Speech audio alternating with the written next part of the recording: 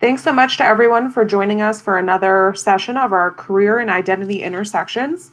This week's session is about first-generation college alumni. As we get started, I'm going to go over a few virtual communal agreements. We ask that all of our participants go ahead and mute your microphone. This will just limit any audio issues or potential for audio problems or weird echoes or anything like that during our time together today. You are more than welcome to go ahead and turn on your closed captioning. This will make sure that you catch every word of everything that our panelists are going to share with you today. As a participant, you can choose to keep your video on or off. Our presenters are welcome to use both their audio and video. If we do experience any audio issues for our panelists, we will ask them to turn off their camera, but you're welcome to start out our time together today using both your audio and your video. If you have any questions for our panelists, we ask that you ask them via the chat box on the right-hand side of your screen so that everybody can see them.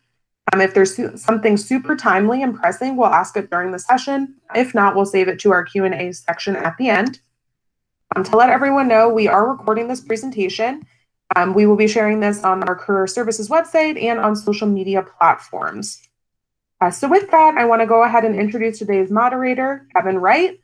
Kevin Wright currently serves as the inaugural Black and African American Program Coordinator and the Interim Assistant Director in our Student Diversity and Social Justice Office, and he will be serving as our moderator today. So I will go ahead and pass it over to you, Kevin. All right. Thank you, Lynn. I really appreciate that introduction. Hello again, everyone. My name is Kevin Wright. I use he, him, his pronouns. And yeah, I work in the Office of Student Diversity and Social Justice. This panel is going to focus on first-gen identities, and we get to hear from some industry leaders and rising professionals that are all first-gen college graduates. So if we could go to the next slide, I want to introduce our panelists. So first and foremost, we have Hector Lerma. And then we have Jen Huynh, and then we have Kaylee Blessert, and then Theo Nichols. So as we, yes, thank you for waving, everyone. So we're going to move into the first question, which is, where do you work, and what is your role, and then what does your day-to-day look like? So I would like to start us off in order with this first question. So Hector, if you could, please take it away. Yeah, definitely. Hey, everybody. As said, my name's Hector. I currently work as a middle school science and AVID teacher in Southeast San Diego. I also happen to be this upcoming year's middle school science department chair, and I'll be going into my 5th year of teaching. A day-to-day, honestly, right now looks very interesting, especially with online learning. March 13th is still the day that I remember leaving my classroom behind and walking out thinking, what are we going to do with teaching from now until who knows when? And so right now my day looks like waking up, going on my computer, trying to find resources. What things can I do to support my department? What ways can I prepare them? So when fall comes, we're in a very crucial time where we can change education as we know it. And so I want to make sure that we do what's best to provide the best education for each and every single one of my students. And yeah.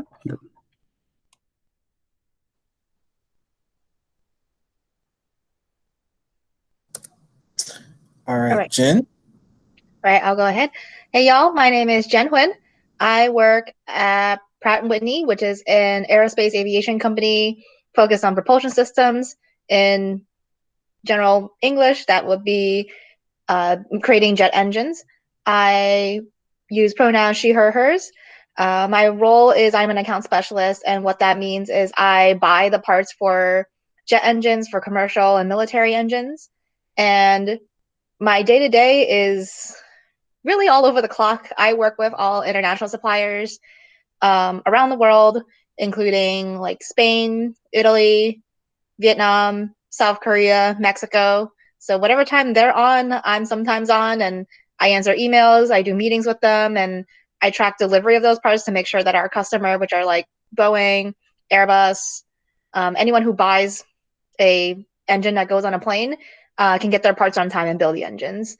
Right now, with the aerospace industry is interesting because commercial airlines have really been hurt a bit, but our military programs are still going despite the pandemic, and we're taking it day to day. So thank you.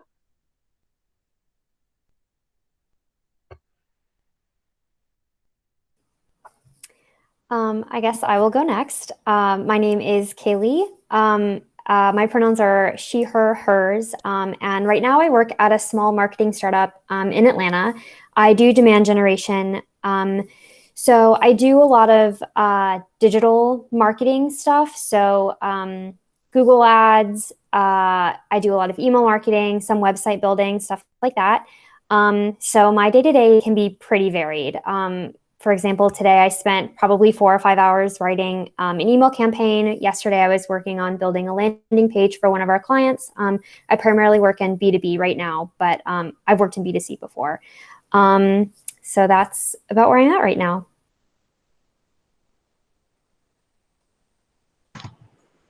And hello, everyone. My name is Theo Nichols. I use he, him, his pronouns. I currently work at the University of Nevada, Las Vegas as a residential life coordinator for the upperclassmen complex. And I also serve as a consultant for Empire Solar Energy Company housed out of Vegas. And what my current role, what I do, so just more so on the lines of my time as an RLC, a residential life coordinator. I supervise students and make sure that they have a holistically sound and developmental housing experience, making sure that our students grow and develop not just academically, but professionally and personally as well.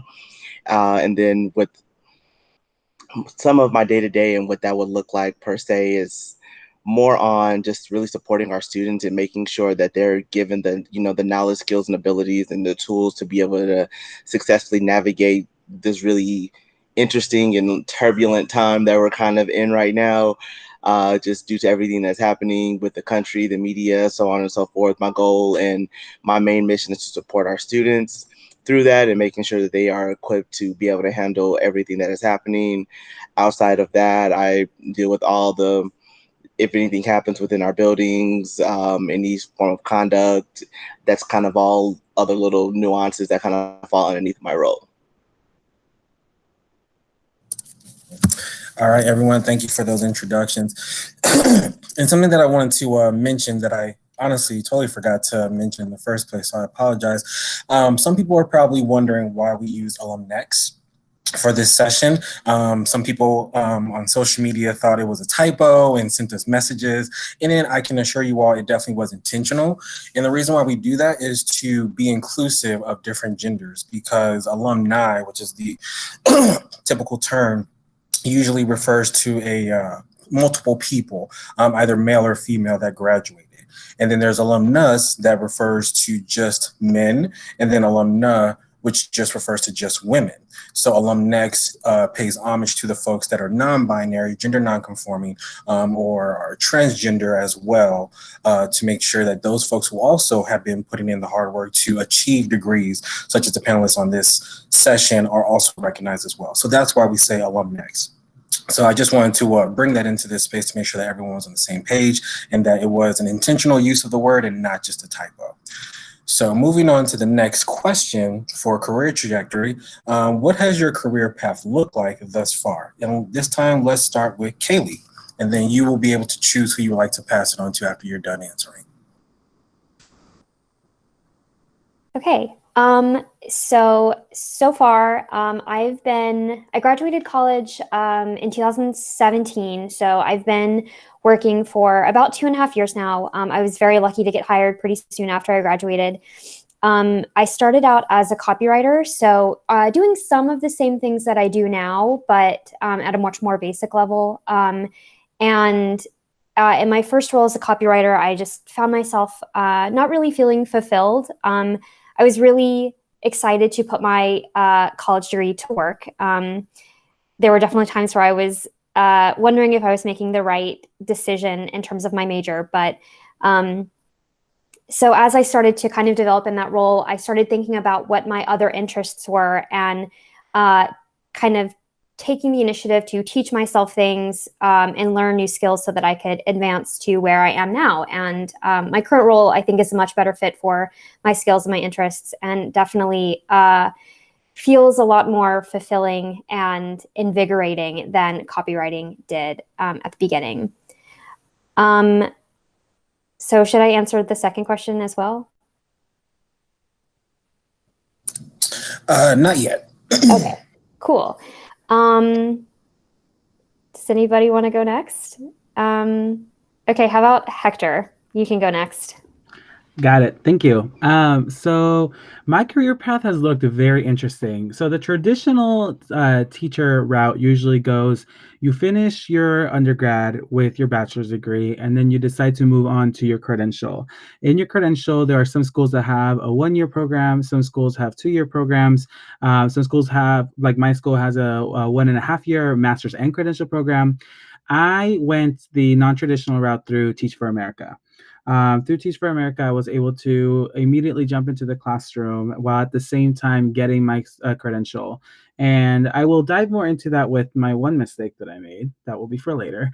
But it was one that I definitely enjoy. And until this day, one of my favorite things that I was able to develop through TFA was my leadership skills. As I entered my career as a teacher, I was thrown in literally into the pool without knowing how to swim, and I had to either swim or I was going to sink. I was very fortunate that I had 3 amazing women mentors, and all of them were able to provide me with support.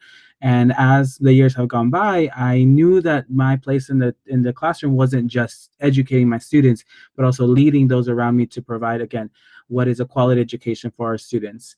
And so I remember applying for my first department chair position as an elective teacher, because I teach a college prep course known as AVID, very popular in San Diego and across the nation. And when I applied to my elective position the first time, I was told that I was too young, and I was barely entering my 3rd year teaching, and that I needed to develop more skill. At the end of my 3rd year teaching, however, I reapplied for the position and I was able to get it. And the last year, I learned that I really wanted to hone in my skills more within my department, which was science. The reason I got into teaching was because my mom was an amazing teacher and I really loved science. And so I wanted to do something as soon as I finished school. And I was able to receive that position literally a month ago. And it's being a department chair allows you to really get to support those leaders that are surround you, to be able to have them feel like, teaching is a powerful tool. Like, you are literally educating the future of tomorrow, and we cannot just let it happen passively. We got to actively hone in on those minds. And so it's been steady, up and going, and I've been very fortunate to have people that have led me to where I am today. I will go ahead and pass the question off to Jennifer. All right, so I graduated in 2016 with a degree in business, and prior to that, I actually did a few internships.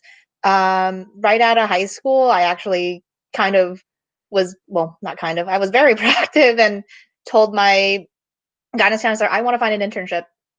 Like, I don't know in what, just give me anything. If I can make money, great. If not, we'll figure something out. And I actually got somehow, like, through 6 degrees of separation, into a law firm as like a assistant, just helping out with patents and stuff. I started a business in my freshman year because my school has a program where you're put into a team of students. It's for a class, but you also get $3,000. So I got experience in doing that. I also did consulting for a marketing firm. I did a numerous amount of campus jobs and an internship in a nonprofit. So leading up to supply chain was kind of just a crazy path. I did something called the Inroads program, and that's a national program where underrepresented populations of students who are achieving well in college, a lot of them are first-gen students or students of color. They are placed in corporate internships in their local community, close to home or close to their school. And through that program, I got placed at Pratt & Whitney, did my internship there, and I then got hired full-time, like, to my surprise, for a supply chain leadership rotational program. And a rotational program is for people like me who are kind of indecisive about my career track, to try 4 different roles in 2 years, 6 months at a time, in different roles within the same department. So I worked in quality, where I had to travel every week to Georgia and Michigan to go learn about how do we make sure that the parts that we're putting in the engine are compliant and people don't die. Then I did a buyer role, which is similar to the role that I'm doing now, where I learned like the basics of how do you purchase parts, how do I sign off on contracts and different orders to order the parts. Sourcing I did, and that actually turned into a project management role. And then finally, my last rotation was planning, like how do I make sure that the different parts that we buy are bought on time. My current role now is one that I placed out into. So at the end of the program, we interviewed with different managers who were looking for the leadership program graduates, and I'm here now. And during all of that time, I also been very active in my community in general. I get involved with Inroads as an alumni to give back to the organization that placed me and really helped me develop as a community and corporate leader. I was president of an employee resource group, which is the equivalent of like campus and orgs at the corporate level. You get to join a club and get to lead it like you would your own campus organizations. And I'm also really involved in Delta Sigma Pi, which is a business fraternity that helped me develop my business and soft skills to be able to apply into the workplace. So I've only been graduated 4 years. I'm right now also in grad school for my MBA and my master's in organizational psychology. So it's kind of exciting to also be the first in my family to go that route too. So it's been only 4 years, but there's a lot to go, I guess, after that. And finally, I'll pass it off to Theo. Hello again, everyone. So, oof, my career path has been interesting. So I've gone a little bit of everywhere, and I feel like I've done a little bit of everything, essentially. So I graduated with my higher ed degree in 2018. Currently, now pursuing as well a higher degree, excuse me, a PhD in industrial organizational psychology. So definitely understand the org psych there. I feel you on that. Really, so where I've gone essentially just throughout my journey and throughout my life really is that I've really seeked out a lot of guidance and a lot of mentorship because I kind of started college, did not know what I wanted to do. I just knew that if I wanted to, at least I was told, at least if I wanted to secure a better life and, you know, make a little bit of money, then go to college, get a degree, get a job, so on and so forth, essentially, but just didn't really know where I wanted to go or what I wanted to do. But then my career path has really been a lot of people just investing their time and energy really into me and helping to bring out the strengths within me essentially to help me be able to see, you know, things that I was just naturally good at. And then I kind of started to gravitate my educational journey essentially, as I could say, essentially just kind of to that path, right?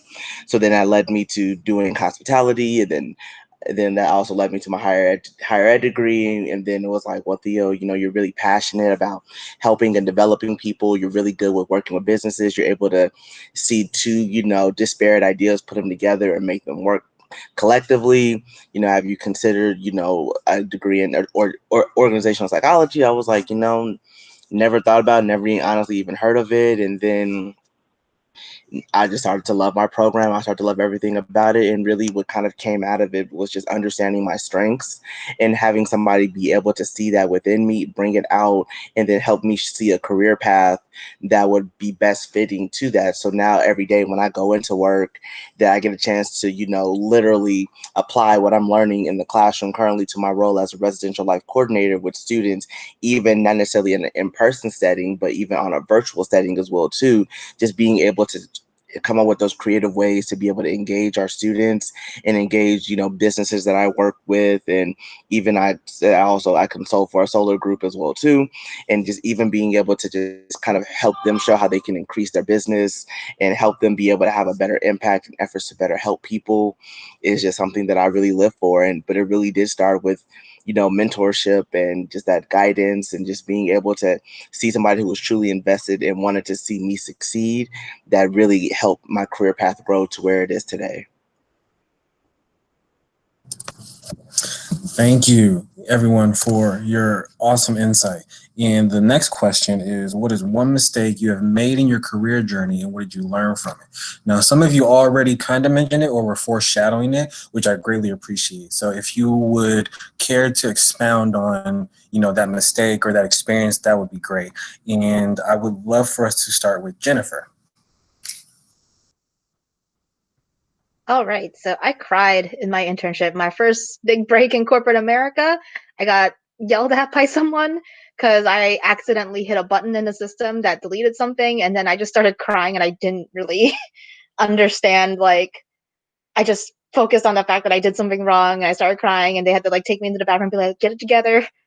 Like, you didn't, like, it's fixable, don't worry. And I think that was the lesson, like, that any mistake that you could make, even if you're in a new environment you don't know, like, I was worried I had just blown my internship out because I accidentally hit something, the wrong button, but it can be fixed. And I know that very much now, that like you could really, the way our systems work, the only way you could really like mess up is if it's not fixable, and everything in the system can be fixed. So it also taught me to be adaptable and how to handle stressful situations. My manager did see me start crying, but she mentored me through and saying like, oh, it's okay. Like, here's how we fix it. And it really helped me change the mindset of like, if I make a mistake, as long as I know how to fix it or can find the resources and make the intended effort to fix it, it'll be okay at the end of the day. Because I still got hired after that internship, and I laugh about it now because I think it makes a lot of the like mentees that I work with feel better, that like, yeah, it's okay to feel bad about messing up, but you can fix it, you can change your mindset, and that's what they remembered instead of the crying. So I will pass it off to Hector. Thank you, Jennifer. So for me, so as I mentioned, I started my road off with Teach for America. When I joined Teach for America, essentially, if we were in a quarter system, I went to school at UCLA, graduated in 2016, and when you start your TFA experience, you are still in school.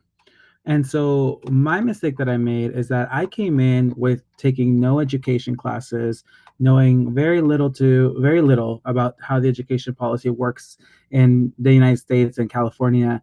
And I wish I would have, like, if I had the inkling that I wanted to go into education, I wish I would have taken education classes or even majored in education through my bachelor's degree. I got my bachelor's degree in anthropology. And when I jumped into taking my master's courses, National University did a really great job of preparing me and ensuring, and then my school did a really good job mentoring me to ensure that I kind of caught up with everything.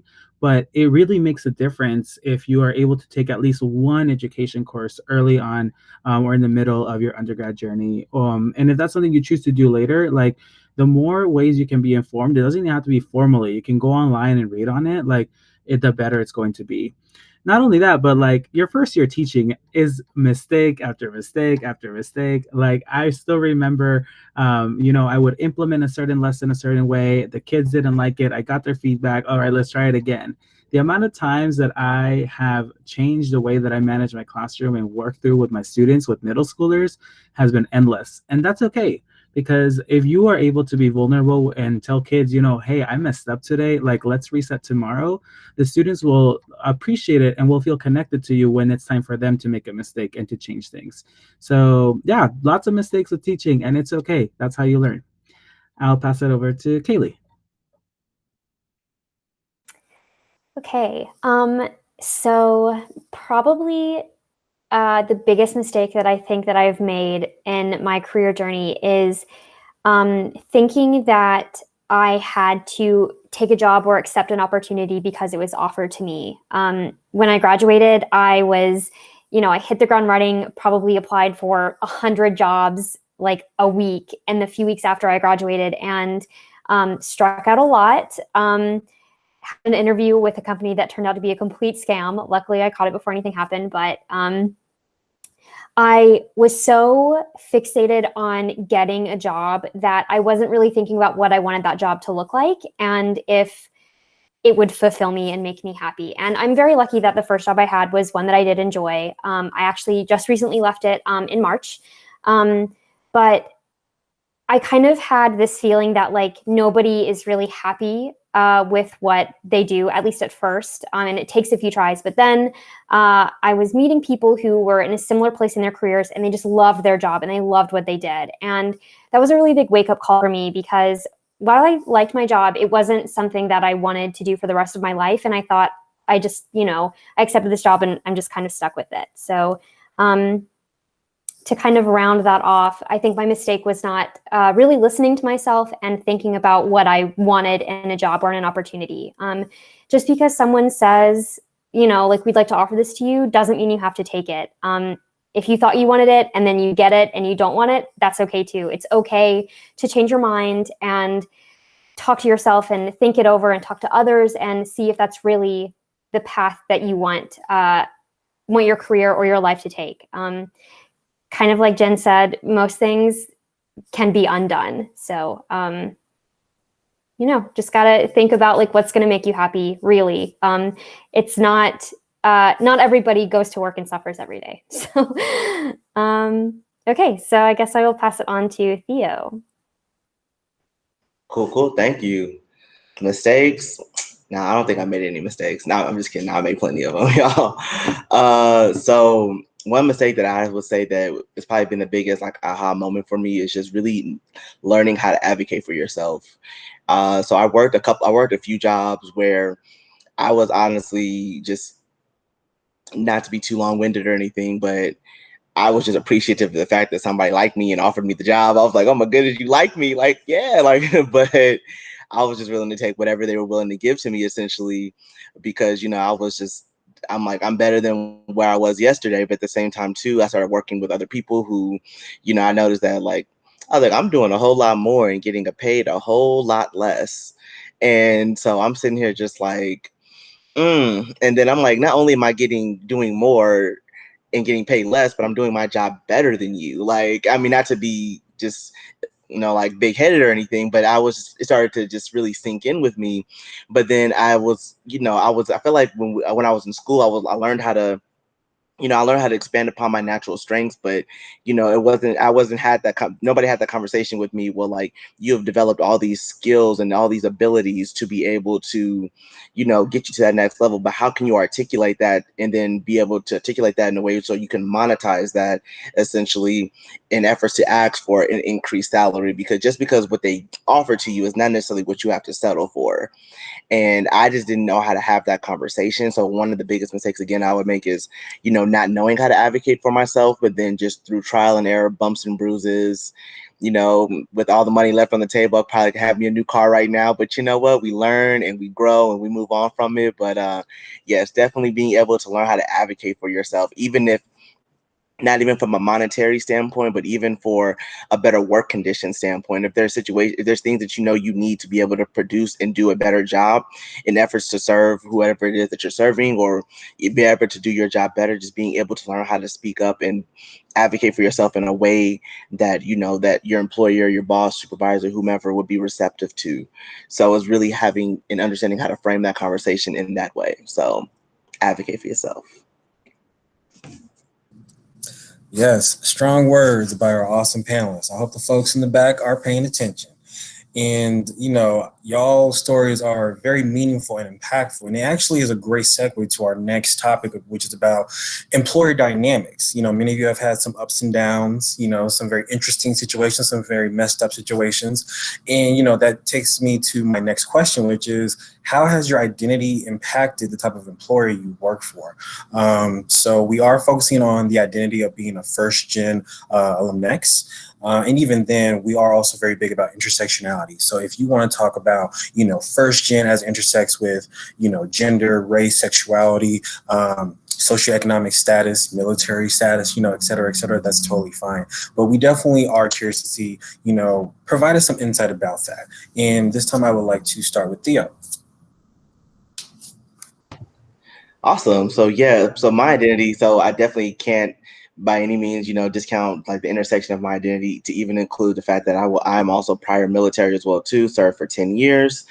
I think how that really impacted the type of like employer I work for is just really, I had to kind of break down that understanding of that, you know, when you hired me, you didn't just hire, you know, what you see, like, you know, you hired somebody who, has multiple different different parts of their identity essentially, and like all of those need to be respected and valued in efforts for me to be able to perform to the best of my abilities, right? Understanding the fact that like if my pay is late, like coming from the fact that yes, I am a first in college student, but Maslow's hierarchy of needs, food, water, and shelter, like that's what I need. I need to be able to have money essentially, or I need to be able to have a means to be able to secure these things for me when I was somebody who dealt with food insecurity, and for someone who essentially just may not understand that, it may be kind of a hard relatability factor essentially. And so just having a way and trying to find a way to have that conversation where they are understanding of it's been a bit of a difficult journey essentially. But I do appreciate the fact that people that I do work for are open to have the conversation and hear me out and understand that yes, I am identify as a Black male, but I'm also a first-gen student. I'm a military. I am differently abled. Like there are different things about me essentially that need to, from a work standpoint, need to be respected and valued in efforts for me to perform at my best. So yeah, so it's been an interesting journey, but we're still navigating on through it. And I will popcorn it off to Jennifer. All right, and quick reminder, am I answering the first one or both? The first one. Okay. So I identify first gen is very important to me. I really I'm proud of the fact that I'm the first one in my family to get a bachelor's. So I always make sure that people know, and I also make people know that I'm from the Inroads program, because that's something it has that name recognition at the company that that because it's placing underrepresented populations of students in corporate America. It's yeah, I came from the program that did that. I also identify as a woman and Asian American. So all these are important to me, and I've made it very clear as I came on and with my involvement in the employee resource groups. I get involved with the interns employee resource group and helping develop them and make sure that they understand not to sell themselves short, to advocate for themselves, all the things that we've been talking about so far. I'm also an active volunteer in the Asian American Leadership Forum, and we talk about these issues. We have these conversations with each other, and there's a community there.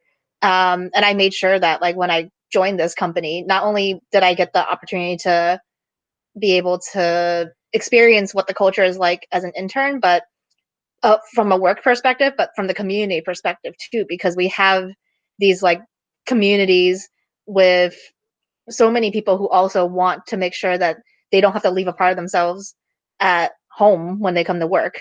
It's still an uphill battle. I mean, the company I work for has been around for 95 years this year, about to be 100. There's with many companies right now, we're learning how to be better at making sure that we have diversity, equity, and inclusion at our workplace. So the fact that they let me be a voice for it and be a leader in it through the employee resource groups also helped make that decision, and we can build a community around it so that we're not truly alone, even if we might feel that way walking into the job. All right, I'll pass it off to Kaylee. Okay, thanks. So in terms of intersectionality, I guess, so obviously I am a first generation college grad. I'm also a woman. And I think in terms of how those things affect the type of employer that I look for, I think being a first generation graduate kind of instilled in me this thirst, or this hunger to kind of prove myself. College was always an expectation for me, both a personal one and for my parents. And I really wanted to prove that I could, finish it. I could get the degree. I could move on and I could get a job with it, all that good stuff. So I kind of extended that into my job search. I want a job that not only I can be proud of, but that my family can be proud of, and see that all of this hard work and all of these efforts we put into were worth it and kind of paid off. So I also really look for representation. I am really lucky now to work for a company that has really strong female leadership, which is something that I value a lot. And it also has representation for people who are kind of self-starters, which I think is part of being a first-generation college student. There are a lot of things that you have to figure out that maybe you don't have the familial experience to work out. So you kind of have to figure it out on your own a lot, which can be lonely, but also exciting, I guess. Okay, Hector. Thank you. So for me, so a couple of my intersectionalities I identify as the first generation. Although I did mention my mom is a teacher, she did her teaching in Mexico, and so my parents are first generation immigrants, and so I'm considered like 1.5 generation, and I'm the first one in my family to navigate the higher education system here in the United States. Along with that, I'm a cisgender male. I identify as queer. And when I am looking at when I was looking at what school will potentially hire me, I wanted a school where I knew I could grow in, and that would not only accept me, but like push me to be the person who I knew I was in the classroom. And so going off of that, representation is very important for our students. And I am like, my employer knows that I will call them out and call them in to the conversations. I work in a charter school where almost every single person in that building is every single person who goes to school is either Latinx, Black, Filipinx, anything, mostly people of color. But all the teachers, except for maybe a handful of us, do not identify within that. And so my students look up at their teachers and they don't see representation.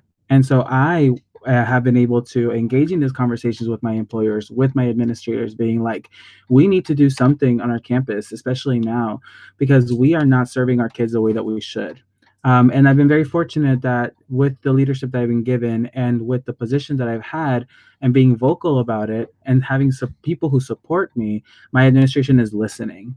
They are taking into account, where my background is, where I'm coming from, and I'm providing them with like resources and facts, and they are listening, and they're finally opening their eyes and realizing some of the policies that we have in our school are racist. They're not okay. We need to make a change, and we need to make our students feel comfortable coming into our campus. There's a lot of really great things about my school that I appreciate. For example, we provide students with technology, with bus passes. We're able to ensure that each of our students are okay. We managed to get in contact with every single parent during this COVID crisis, and we have a lot of people who really care about our students. But the job's not done. We have a lot more to do, and I'm very fortunate that my administrators and my school are using my identities as a way to like understand. And I don't feel pressured by it. I know that it's not my business to educate other people on people of color and Black issues. I understand that, but I am okay with that. And as long as that relationship is open and transparent, having employers that listen to you is super important.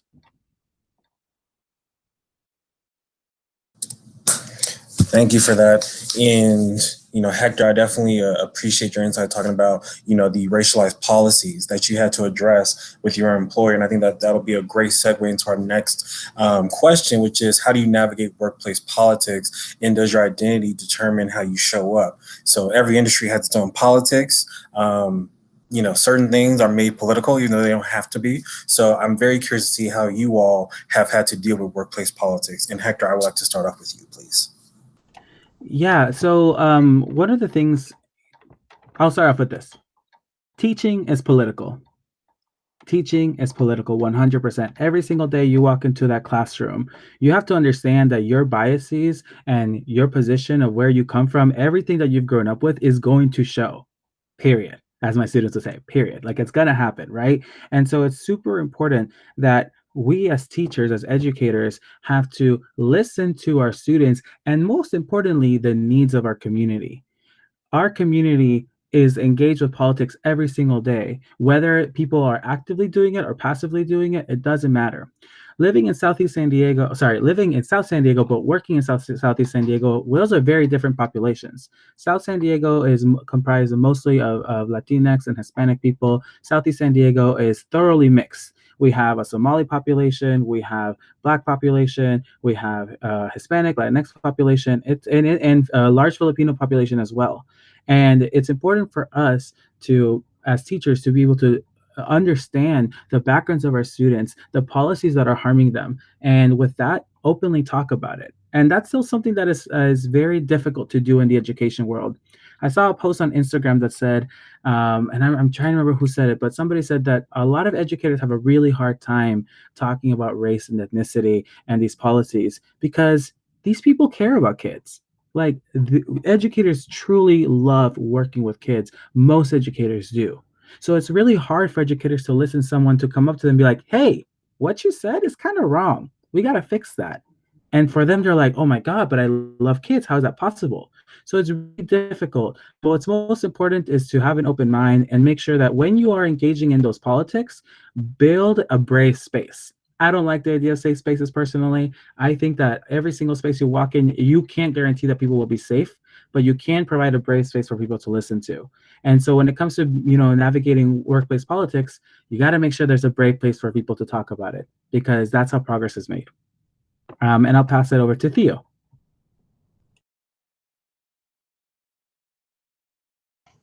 Oh, I was actually writing. I was over here writing notes. Big facts. Big facts. That I felt that.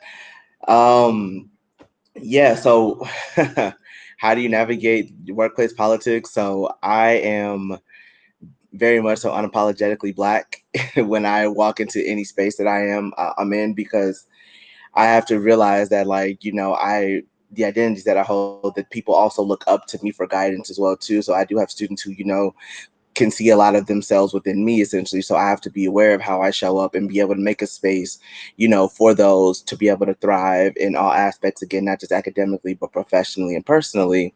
So one thing that I do is I just find out ways of how to frame the conversation in ways that people are going to be receptive to, because I also do agree that, like, we also need to create a space where people can be able to talk, because a lot of times they tend to want to stray away from the conversation because they think it's turbulent, but I'm like, no, we need to have this conversation. We need to work through this. We need to talk about it.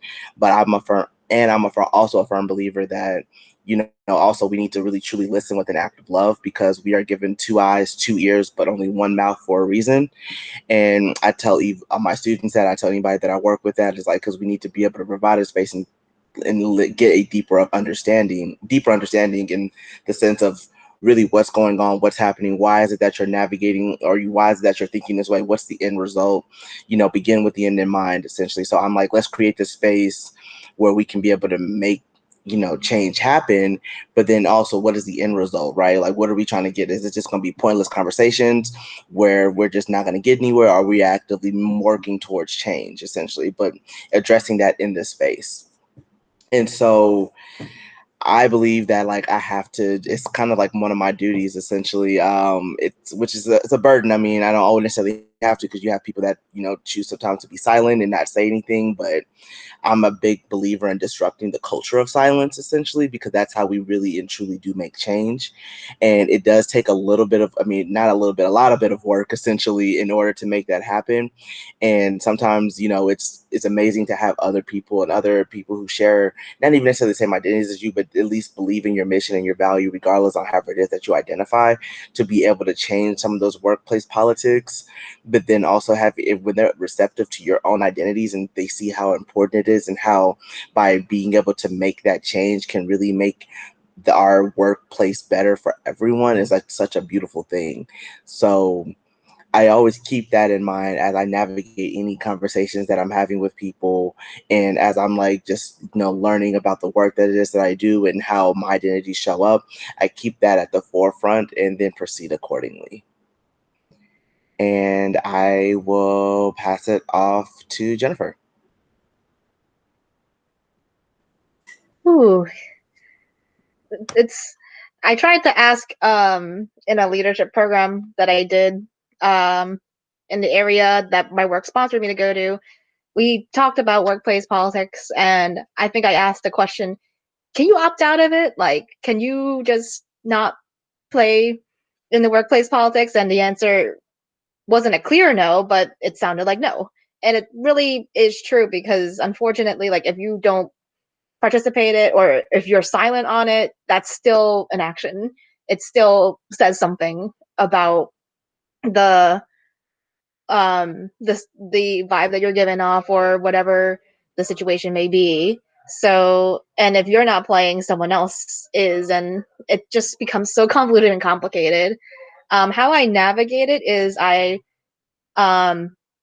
had to like rely on mentors and trust my manager, and like be open and talk about it, saying like, hey, um, what's an example? Oh yeah, just like bringing up like DEI right now, or diversity, equity, inclusion, like that. Even that is political right now, and how we handle it, and how we create solutions, and how we propose the solutions. And I was taught by my parents, similar to, and I could relate to the statement about how I'm just grateful to even have a job. I was taught to just like keep your mouth shut, don't ruffle up too many feathers, because then you might lose your job. But it's more important to have that brave space, as Hector was saying, and like be able to speak out and make it better, so that workplace politics isn't just like a cringy topic that you kind of feel shudders every time someone brings it up. It's I've navigated it by having people in different departments. Like, I could not tell you the number of, yes, I do ruffle the feathers. Like I got slapped on the wrist for talking about where are the initiatives to diversify our workforce, or to have different programs. We have stuff for gender. Why don't we have something for race or minorities? And I got my hand slapped for saying that in a meeting with the president of the company. But you know what? I'm glad I said it, because it just it was an important conversation to have. And I navigated through all the different, and just coping with other people on it too, because it feels good to know I'm not alone in thinking these things, and being able to be a leader and a voice in my company, even though I'm just like in my entry level role right now. I can say something and have it resonate, because then when the president retired, he remembered that I said that in the meeting, and that we were able to make some traction on it. It's accelerated right now, but like being first gen, having some of the different things in my culture kind of ingrained in me, I had to learn a lot to kind of like create and be in that brave space and say something and do something. And I know my name gets mentioned in both good and bad ways, but I still have my job. I'm still getting my work done, and I'm making my voice heard. So I navigate it with less fear than I did when I started at the company, and I'm going to keep ruffling the feathers going forward. And I think I'll pass it off to Kaylee on that. Cool. So I think everybody has made a lot of really great points and kind of covered it pretty thoroughly. But I will say that I absolutely think that my identity and all facets of it determine how I show up to these kind of discussions. Like Theo said earlier, when you get hired or invited into a space, like they're not just hiring you to fill that role. They are also hiring, in my case, they're hiring a woman. They are hiring someone who is neurodivergent. They are hiring all of these different experiences and identities that I have. And to pretend that I could leave any part of that at the door when I come in is just naive. The decisions that I make, the way that I react to things is informed by the different parts of my identity. And I think, like they have all kind of said, the important thing in my experience when navigating these difficult discussions and navigating workplace politics is to come at it with the intention of listening and reaching a resolution. Because if you go in there without the intention of listening, you're just going to start an argument, and that's not really productive. You're not always going to change people's minds, but that doesn't mean you shouldn't have the discussion. Because hopefully you will be able to create an environment where people can share ideas and learn things and kind of grow. And the discussions, especially in times like these, are vital to creating a workplace that is inclusive and that is welcoming and that is safe and empowers people to be who they are to the fullest extent. And to kind of create a brave space at work, as Hector so put it. I really like that term, brave space. It's really good. All right, thank you all so much for your insight. That was dope. I've been taking notes on what y'all been saying this whole time. It's great. For the sake of time, whoop, phone's going off. Sorry about that. For the sake of time, I do want to be mindful of making sure that we do cover certain questions that haven't been answered. So we're going to skip the first one on this next slide about challenges and support, because throughout the entire session, you all have been bringing up multiple challenges that you have been facing or are currently facing. If not, you've already overcome them. But something that I definitely am interested in learning more about is what is something your current employer does well as it relates to diversity and inclusion. And I would like to start with Kaylee on this one. Okay, I think this is a great question. A couple weeks ago, the founder and CEO of our company started a conversation about some current events, the protests and things like that, and came at it with good intentions, but I think was not maybe as well informed as she could have been about how to foster this kind of communication. Our team is pretty small, but I thought it was very noble that she wanted to have this discussion. And she took a step back the next day, sent us an email and was like, I wanted to start this conversation, but I didn't know how. And it was inappropriate of me to start it without being prepared to foster this discussion and have people share their experiences and their thoughts.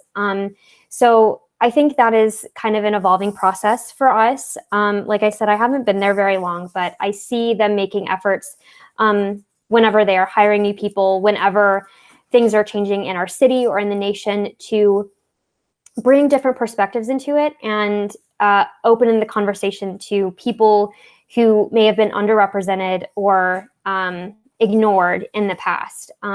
I think they make it a point to make sure that everybody at our company has a voice, and that we are really looking at all sides of an argument or all sides of an experience to make sure that decisions that we make and actions that we take are well thought out, well conceived, and ultimately helpful rather than harmful. So I will pass it to Jen.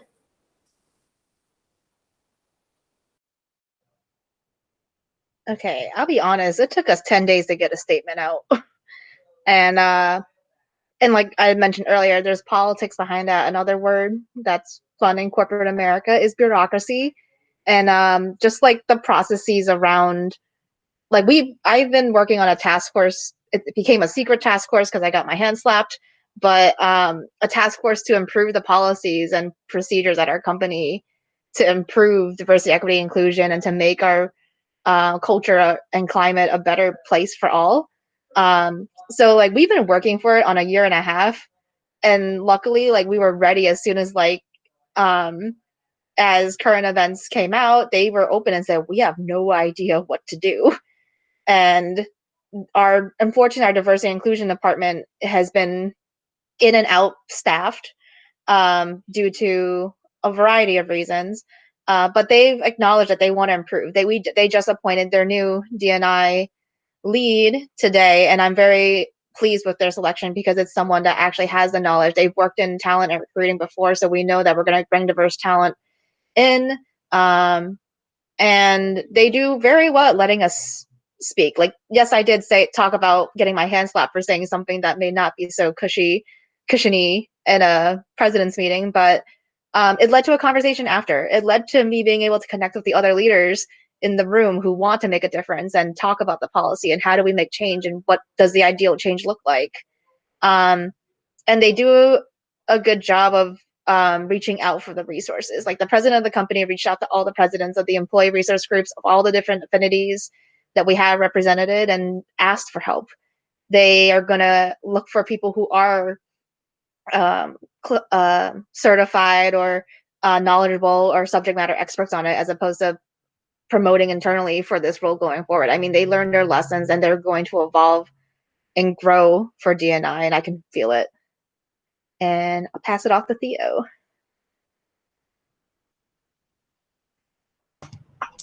Cool. So something that my employer is doing well when it comes to diversity and inclusion is really just allowing us to be able to have the space and the opportunity to be able to like talk and amplify our voices, right? And then not only just be that providing us the space, but then providing us the resources and tools to be successful, even throughout this, despite this kind of COVID-19 era of involvement, which we got to figure things out. We're just like, well, you know, the university has stated that this is the way that we're going to go about doing some things when it comes to even travel per se. But it's like at the same time too, it's like, what are we going to be able to do? And there's like, well, you know, the fact that our leadership is open to conversations versus just completely Xing off an idea. They're just like, well, if we can't do this, then what else can we do to better be able to provide support and guidance, you know, for our marginalized students here within housing and at the institution. So just the receptiveness of um really just the receptiveness of it is just saying that it's really coming a long way.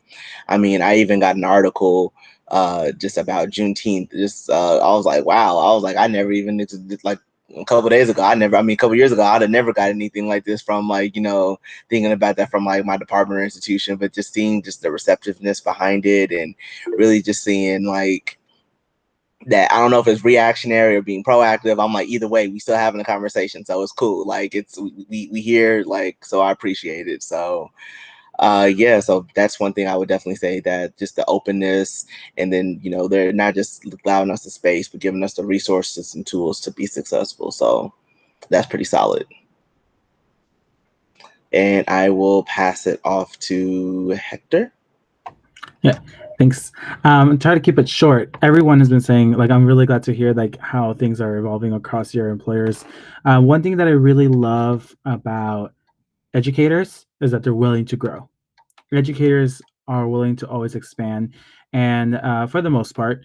And one of the things that I have noticed with my employer is that, like I said, they're listening. They are open to conversations. We are currently in the a process of creating our equity team on our campus, and we're also hoping to hold a space for any Black, Indigenous, Native, or person of color in our school as like a space where they can have their conversations, where they can discuss their own issues and bring in their own initiatives, kind of in working with that equity team that is a little bit that's meant for everybody, and the other ones are more targeted. We're looking at also finding ways to welcome our parents on our campus, specifically our Black and Latinx parents. We want to make sure we bring them in, provide them with translation services as needed. We are engaging in these conversations as we speak. Like, that's what I really love. Like my school, although yes, we have a lot of things we need to grow in, they're also doing a lot of really great things to improve. And again, it goes back to like the importance of having an employer that listens and is willing to sit down and be like, okay, what do you have to teach me is so important.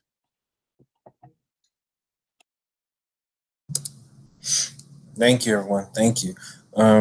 You know, we are going to go a little over time, but you know, things happen, is what it is. I can definitely hear the passion in your voices and definitely sense the passion in your stories, and that's great. And that's honestly what many folks have asked for in the past. For the last slide on advice, many of you have already spoken to the first question.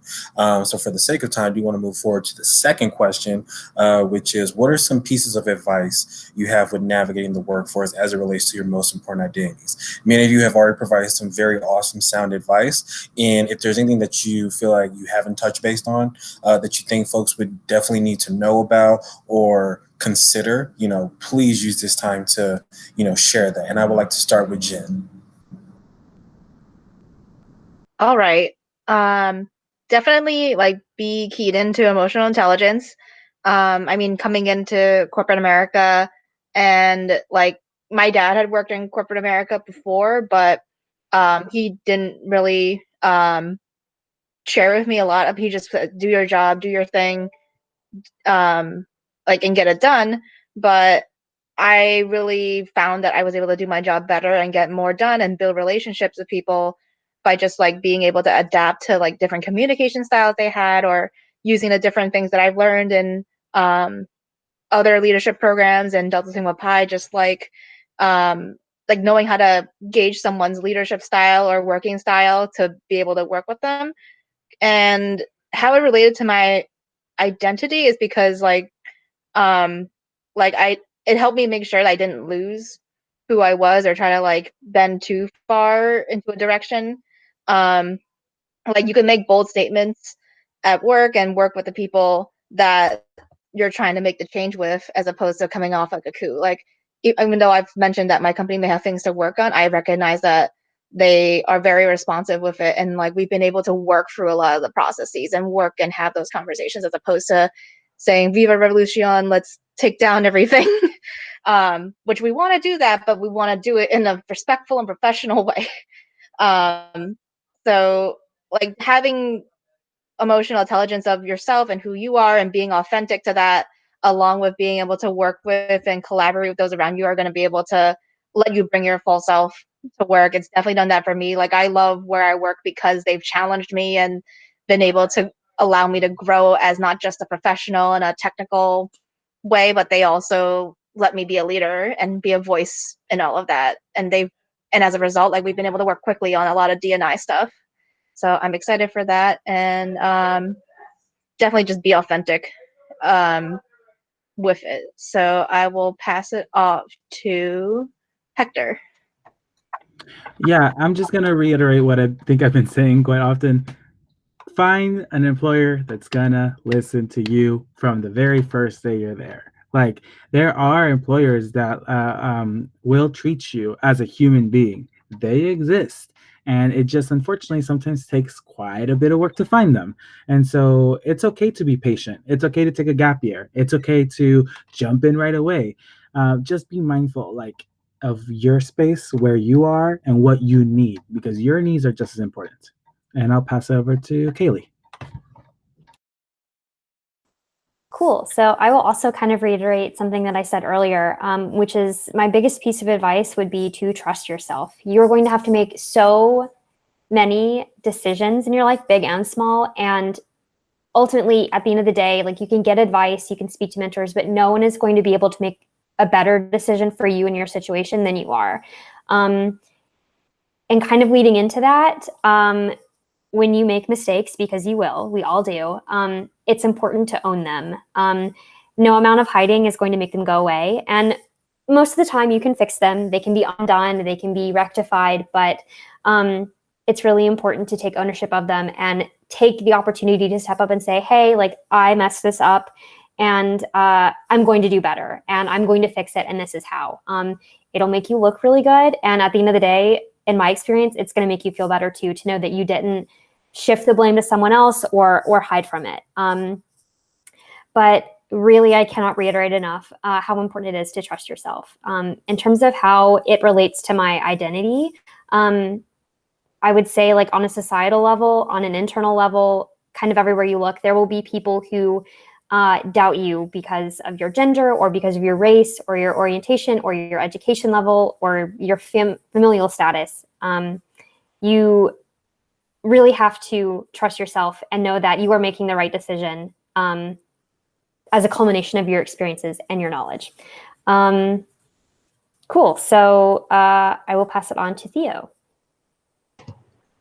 Cool. So I will also kind of reiterate some things I stated earlier in our conversation, but just really know what you bring to the table and being able to best advocate for yourself.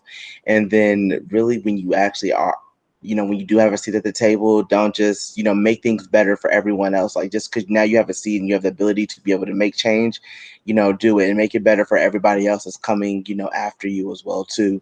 And then don't be complacent, like at work, make sure that you're always striving, for better.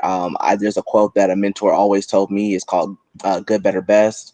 It goes good, better, best. Never let it rest until your good gets better and your better gets best.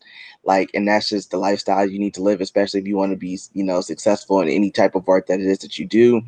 That's just kind of where it is. And that's how it related to my identities. I realized that, part of some of the identities I do share, from a societal standpoint does put me a few steps behind. So sometimes I have to work that much harder to show, why I am deserving of the role and the opportunities that I've been given. But then when I do that and I actually break through and I break free, essentially, then I make it better for everyone else that's coming behind me as well too. So they are coming in on equal footing.